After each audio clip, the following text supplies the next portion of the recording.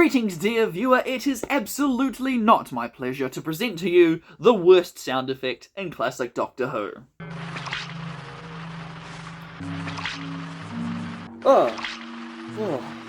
You're welcome. On with the review. Bum ba-dum, bum ba-dum, bum ba-dum, bum ba-dum, bum ba-dum, bum ba-dum, bum ba-dum. It's Dalek. Wait, stop. Damn it, Frank. I thought I told you to practice your harmonizing. What can I say? I've been skipping out on rehearsals. Hey, welcome back to Chapter 2 of 2 in The Dalek War, 1973, Season 10. Last week I had an absolute blast with Frontier in Space and was so excited to get stuck into Planet of the Daleks that I actually missed a few things. Things like the actual resolution to that story, because although it does lead directly into this one, they are still two very separate stories that just so happen to contain Daleks. I know I inserted a last-minute recording into the end of the previous review, but just to recap, the Master's gone, the Ogrons are gone, and there was like one quick throwaway line that's like, go back and tell your leaders to the Drakons, that I guess hastily wraps up the whole impending war between the Draconian Empire and the humans.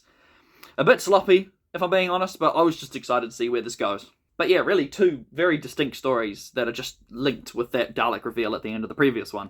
Although the biggest thing I took for granted leading into this one is that at the very end of Frontier in Space, the Doctor kind of got shot in the head. It's not as violent as you're probably thinking. It was a laser gun after all, but yeah, he got grazed in the head by the Master shooting him with like a little laser gun, and he basically starts the serial off in a coma. It doesn't last long, and ultimately I failed to see what the point of it was.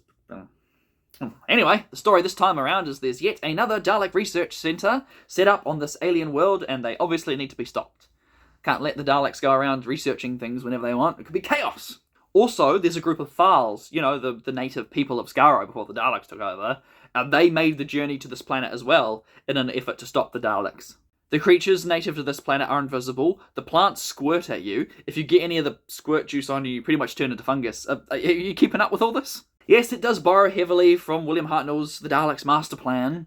What with the whole Dalek Research Centre and plants that infect you and change you into something else. Heck, the Thals even name drop Ian, Susan and Barbara. That's awesome!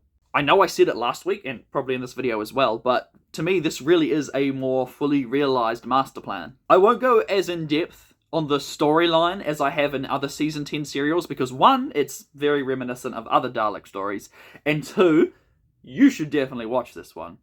Like, seriously, new or old fan, I don't even mind if you stop watching this review, just go chuck it on your telly right now and have a good time. Just skimming over the plot, while I did say it was a more focused one, there were a couple of tiny plot contrivances I picked up on. I won't go so far as to call them plot holes because they're not detrimental to the plot as a whole, but as I said, they were pretty contrived. For one, there's this moment where a group of Thals, as well as the Doctor, are trapped in this room, and they're looking around all frantically like, we're trapped! There's no windows or doors! There's no way out! What are we gonna do?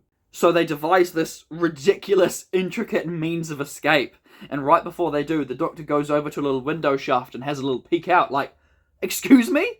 What happened to there being no windows? You literally crawled through a shaft to get in here! Next little plot contrivances, well, just a really weird decision made by the Daleks that pretty much goes something like this. Oh look, those silly Thals left their explosives here. Well, we'll just set the countdown timer, then leave, then come back to grab them, but we'll give it enough time so that it won't go off until after we come back a second time to transport them to safety, instead of grabbing them now or just not activating the countdown. A few moments later. All right, we are back. Hey, did it look like that woman was tampering with the explosive timer? Who could have foreseen this outcome? And finally, one of the Thals doesn't know what a handshake is because it's a foreign concept to them. But then at the end of the serial, a different Thal goes straight in for a handshake with the Doctor. Worst episode ever, continuity ruined, 0 out of 10 IGN, too many plot holes. No, but seriously, who cares? They were just things I noticed that I felt were worth mentioning. I had a great time here. There's a lot to love. For instance, something that took me so long to appreciate, but I finally do now, is that Katie Manning is a good actor, and she gives probably her best performance as Jo Grant here. Doctor's back with some good old reversing the polarity. Oh, love it. I love that iconic clip of them spray painting the invisible shape to reveal that it is in fact a Dalek. Probably would have been more effective if we didn't get another really good Dalek reveal like 2 episodes ago, but whatever, besides the point.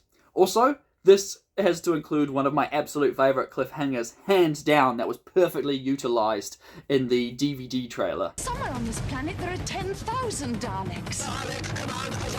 Something else that surprised me was that the Dalek voices weren't terrible like they were at the end of Frontier in Space, at least in my opinion. Man, I just love the Daleks. Even the goofy, gold one.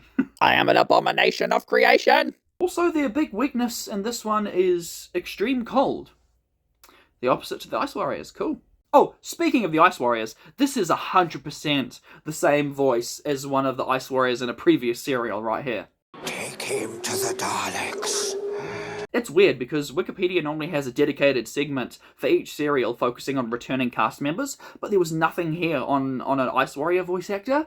But, like, I'm so sure, like, I am 100% sure that I recognise that voice from another story where he was just played an Ice Warrior. I'm smart. The final thing I want to say is that when you decide to watch this, don't feel pressured into watching like the special edition updated visual effects, because they are a surprising downgrade to the 1973 originals.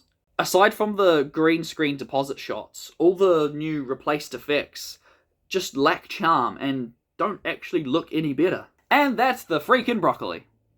I must have been tired while writing this. The story ends with the Golden Dalek having a tantrum and swearing, "The Daleks will never die!" Sure thing, buddy. What's the next Dalek serial called again? Also, after the events of the Dalek War, it's very clear that Jo is ready to go home. I'm sure the Doctor thinks that a quick visit will be enough to satisfy her, but we all know where it's headed. How is it 8 degrees inside? It's freezing. Stay tuned for next week while I take a look at The Green Death, one of my first ever classic Doctor Who stories. Oh man, can Season 10 get a perfect score? Well, we'll find out next week. Stay tuned. Thank you so much for watching. Catch you next time. Also, TVS Milkshake said that this is the halfway point in the season. I forgot to mention it in the video. Bye!